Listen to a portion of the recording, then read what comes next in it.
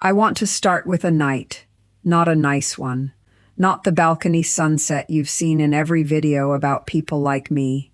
A night in August, 10 months after I moved here, when the power had been out for 6 hours, the generator at the corner store had run dry, and I was sitting on my kitchen floor because the tile was the coolest surface in the apartment, holding a flashlight in one hand and my passport in the other, trying to decide whether the pain in my chest was heat exhaustion or something I needed to worry about, and realizing, with a kind of cold clarity that cuts through humidity better than any breeze does, that if it was the second thing, I did not actually know what I would do next.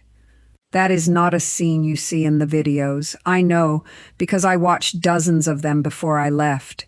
Women my age on balconies with their coffee, talking about the exchange rate and the fish market and the rent that was a third of what they'd paid back home. I believed every word of it. I still believe most of it. But I want to tell you about the part after the balcony footage stops, because I lived it, and because I think somebody owes you the whole picture before you sell a house and a life to go chasing the version with the good lighting. My name is Renata. I'm 64. I moved from Sacramento to a coastal town in southern Mexico 2 years ago, and I am not here to tell you it was a mistake. I'm here to tell you what nobody put in the video. Let me be fair first, because fairness matters to me, and because I don't want this to read as bitterness dressed up as honesty. The videos are not lying to you. My rent really is a fraction of what I paid in California. My groceries really do cost less. The tomatoes really do taste like tomatoes, in a way I had forgotten tomatoes were supposed to taste. The ocean is 15 minutes away by bike, and some mornings the light does exactly what it does in the drone footage. Gold and low and worth every mile I traveled to see it. I'm not debunking the dream. I lived several months of it, exactly as advertised. What I want to debunk is the completeness of the story, because a story that only shows you the coffee and the sunset is not a full story. It's a highlight reel, and highlight reels are what get people onto planes without the preparation they actually need. So let me give you the rest of it, not to frighten you away, to arm you if you're still going to go, which many of you will and probably should. The first thing nobody tells you honestly is what loneliness actually feels like. Because loneliness is a word people use casually, and the real thing is more specific than the word suggests. It is not missing people. I expected to miss people. I braced for that the way you brace for a shot at the doctor's office, and it hurt exactly as much as I expected, no more. What I did not brace for was the loneliness of being illegible. That's the only word I've found for it. In Sacramento, when I walked into a room, 40 years of context walked in with me. My accent placed me. My clothes placed me. A stranger could look at me and make 40 small, mostly accurate guesses about who I was, and those guesses were a kind of scaffolding I hadn't realized was holding me up. Here, I am unreadable, not unwelcome, unreadable. People are kind to me, genuinely kind, but they are kind to me the way you're kind to a guest, and a guest is a role, not an identity. 18 months in, I still catch shopkeepers recalibrating their Spanish for me, still catch myself being spoken to slowly, still catch the specific fatigue of being perpetually, gently, unknown. There's a particular kind of evening this produces. You've had a full day. You spoke to 6 people. Every interaction was pleasant. And you sit down at 7 o'clock and feel a hollowness that doesn't make sense given how busy the day was, until you understand that none of those 6 people actually know you, and none of them are going to, not for years, if ever completely. Busy and connected are not the same thing, and paradise will hand you the first one generously while making you fight hard for the second. I want to talk about my chest on the kitchen floor, because I promised you that story, and because it illustrates something the retirement channels tend to gloss over. The difference between routine healthcare and emergency healthcare is enormous, and most of the glowing cost comparisons you see online are about the first kind, not the second. Routine care here is genuinely wonderful. My doctor spends real time with me. My prescriptions cost a fraction of what they cost with my old insurance. I've said this to friends back home, and I stand by it completely.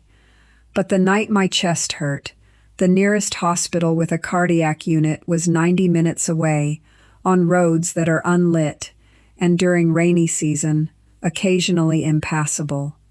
My town has a small clinic, competent for sprains and infections and the ordinary business of bodies, and entirely unequipped for the specific kind of emergency that keeps you up at night once you're past 60. I did the math on this before I moved. I had travel insurance. I had a plan on paper. What I hadn't accounted for was what it actually feels like, at 11 at night, alone, deciding whether a symptom justifies waking a neighbor to drive you 90 minutes on a road that might be flooded, versus waiting to see if it passes. It passed. It was heat and dehydration and a bad case of catastrophizing, and I felt foolish by morning. But I want to be honest that the fear in that moment was not foolish. It was an accurate read of my actual situation, which is that I am a woman with a cardiovascular history, living an hour and a half from the nearest hospital, that could help me if things went seriously wrong, and no video I watched beforehand prepared me for how that specific, concrete distance would sit in my body every single time I felt something unfamiliar in my chest. If you're planning this move, I'm not telling you not to go. I'm telling you to map the actual emergency infrastructure, not the routine care infrastructure, before you sign a lease. Know the drive time to real emergency care in the wet season, not the dry season. Know it before you need it, because you will not think clearly enough to research it in the moment you need it. Here's a thing nobody says plainly enough. When you arrive somewhere with a fixed foreign income, you are, whether you like the framing or not, a specific kind of target. Not for violence, in my experience, for calculation. I don't mean this as an insult to the town I live in, which is overwhelmingly full of decent people going about decent lives. I mean it as a fact about economics. A pension that looks modest in dollars looks substantial in local terms, and that gap does not go unnoticed, and it will find you in forms that are hard to anticipate from a spreadsheet. It found me first as a contractor, a man recommended by another expat, who quoted me a price to redo my kitchen tile that I later learned was nearly triple what a local family would pay for the identical job. I only found out because my housekeeper, who has become one of the people I trust most here, quietly mentioned it after the work was done, clearly uncomfortable clearly telling me anyway because she thought I deserved to know. It found me again in a more personal way, 8 months in the form of a man who was attentive and charming, and consistently, almost professionally, curious about the details of my financial situation in a way that took me embarrassingly long to notice as a pattern rather than simply interest. Nothing dramatic happened. I noticed before anything was taken from me. But I want to say clearly, because the retirement abroad videos rarely say it, loneliness and financial visibility together make you more vulnerable than either one alone. And the vulnerability doesn't announce itself.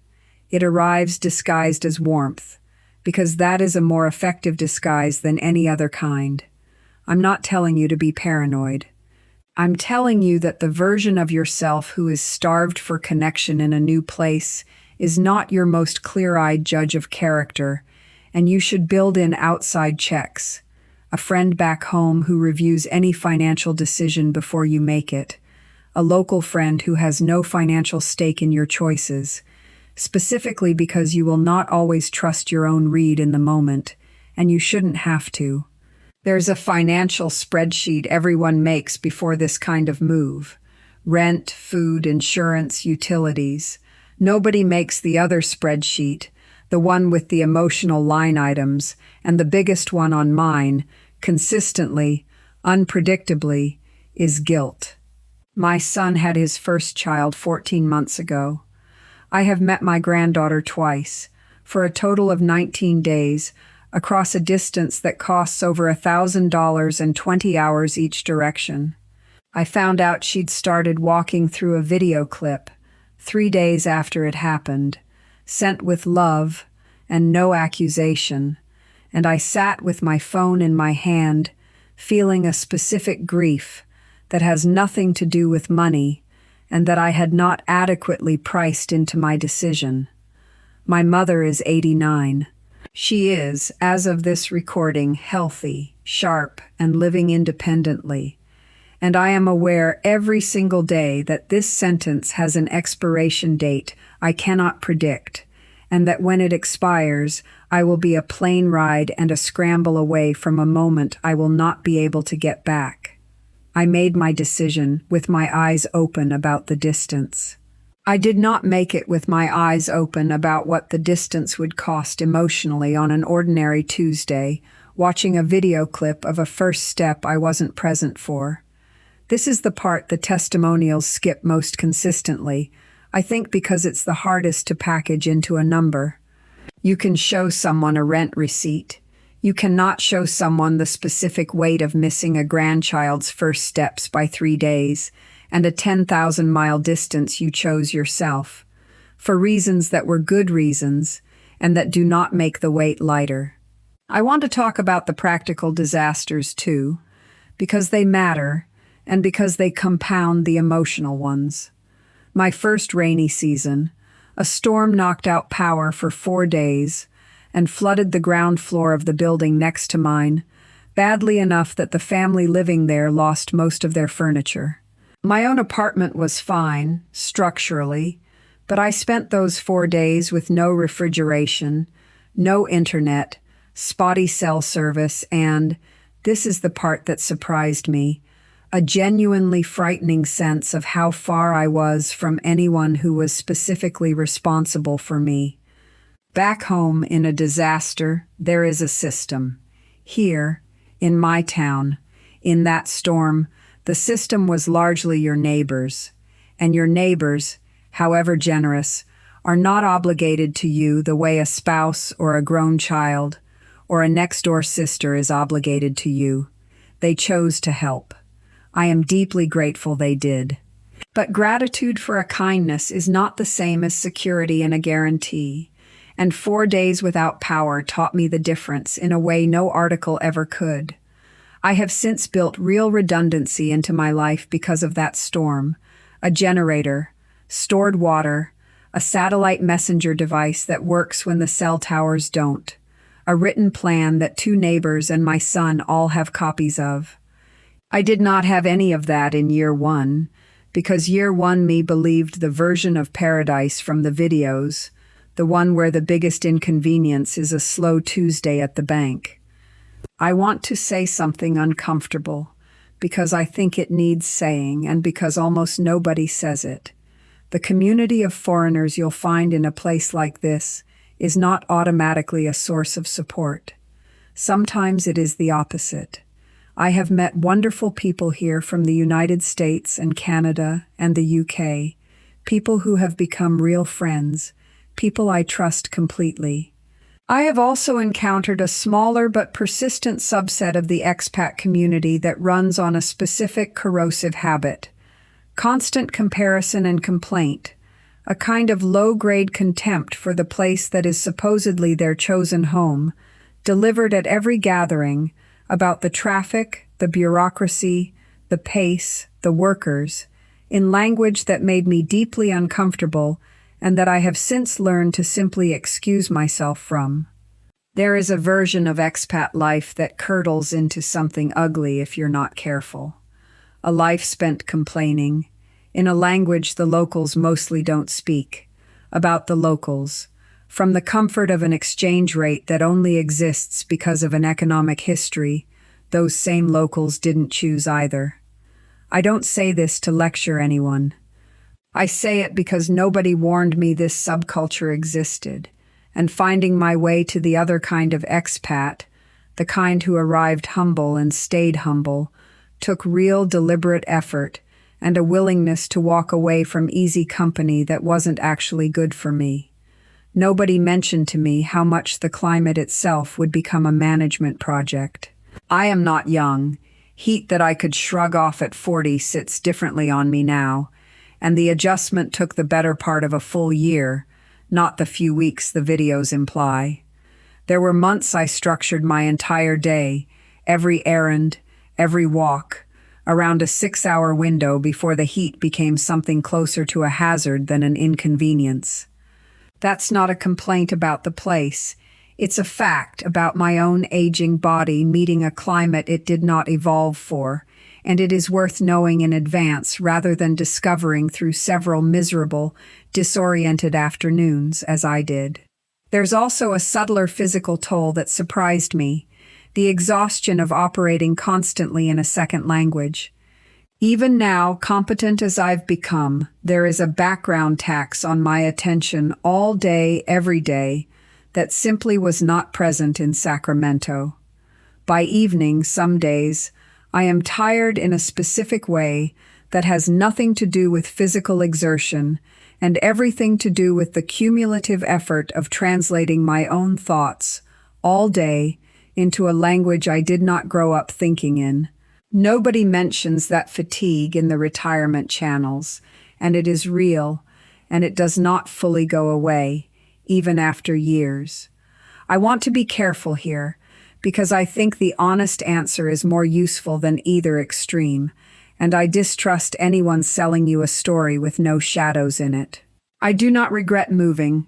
My money goes further here than it ever did in Sacramento, and that fact alone changed the texture of my daily anxiety in ways I'm grateful for every single month. I have real friendships that took real time to build and that I would not trade. I have a life with more sunlight in it, literally and otherwise, than I had in the last decade before I left. But I regret, specifically, how I arrived, undefended against the parts nobody wanted to put in a video. I regret not mapping the real emergency care distance before I signed a lease. I regret not building financial guardrails before loneliness made me a softer target than I'd ever been at home. I regret not pricing in the granddaughter's first steps, the mother's expiration date I can't predict, the 4 days without power, and the specific fear that came with it. I regret trusting a highlight reel to be a complete picture, when a highlight reel, by definition, is never that.